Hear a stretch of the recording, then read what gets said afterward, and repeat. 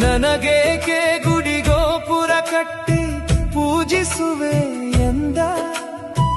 ನಿನ್ನ ಮನೆಯ ಗುಡಿಯಲ್ಲಿ ಹಳು ಆ ನಿನ್ನ ತಾಯಿ ಅವಳನ್ನೇ ಪೂಜಿಸಿಂದ ನನ್ನಲ್ಲಿ ಬರಬೇಡ ತಾಯಿಗಿಂತ ದೇವರು ಎಲ್ಲಿದ್ದಾಳೆ ಎಂದ ಅಮ್ಮ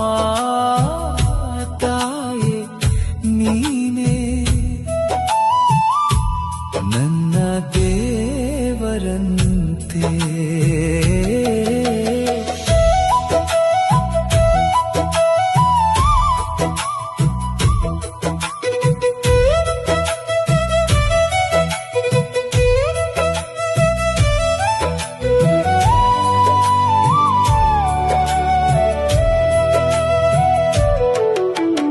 ಅವಳನ್ನು ನೋಯಿಸಿ ಅವಳಲ್ಲಿ ಕಣ್ಣೀರು ತರಿಸಿ ನನ್ನ ಬಳಿ